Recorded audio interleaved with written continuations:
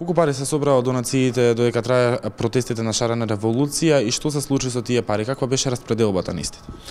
Се собра околу скоро 1 милион денари, односно 15.000 евра на самата донацијска забава и во период кој што следеше имавме уште одредена сума, не ме сваќате за збор точно, мислам дека уште околу скоро 2000 евра.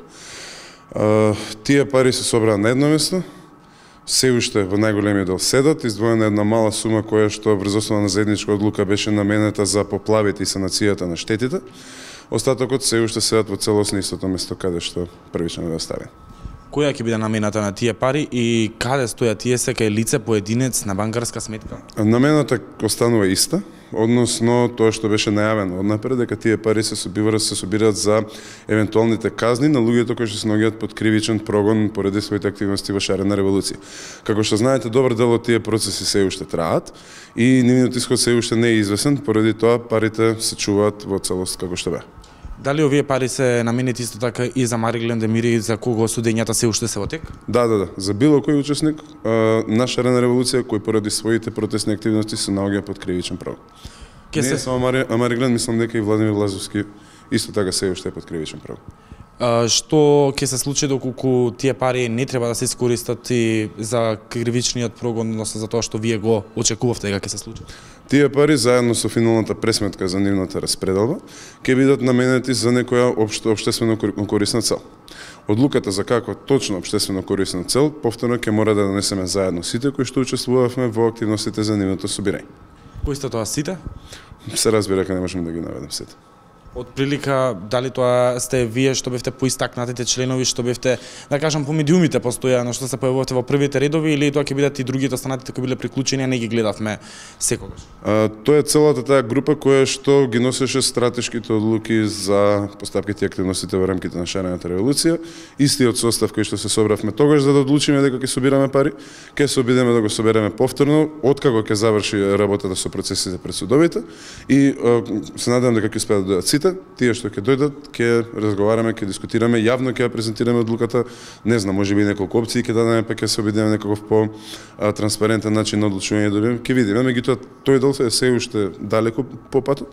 Прво што треба да направиме да видиме како ќе излезат, како ќе резултираат процесите пред судовите за активистите на шарена револуција. Кога очекувате да има одлуки за активистите од шарена револуција, кои се наоѓаат пред судовите се уште?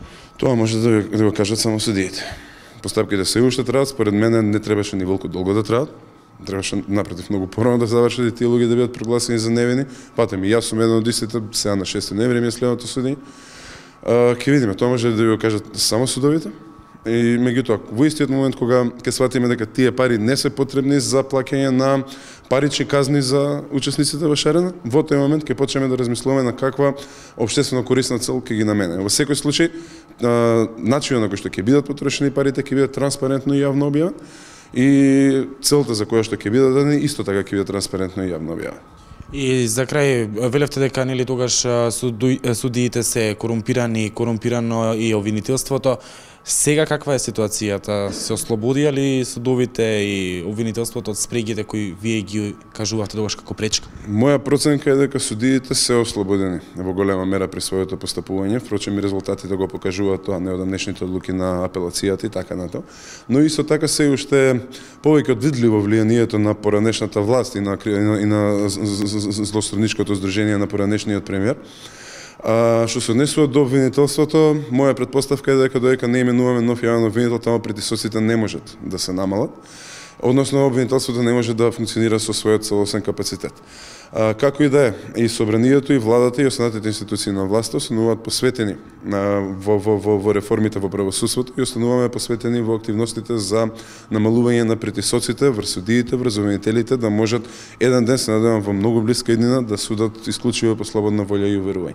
Последно прашање, колку од прилика од тие средства, чинам 17-18 милиони како му доаѓа? 1 милион денари, односно околу и плюс дополнителни што надворешни извори, карикирам, останати се скоро сите. Мислам дека измеѓу 5 и 10% беа наменети врз основа на заедничка одлука за санирање на штетите од поплавите. Не ме фаќате збор, точната сума не ми е позната. но најголемиот дел, над 90 и кусур проценти од собраните пари се останати и ќе бидат наменети во општествено корисна цел.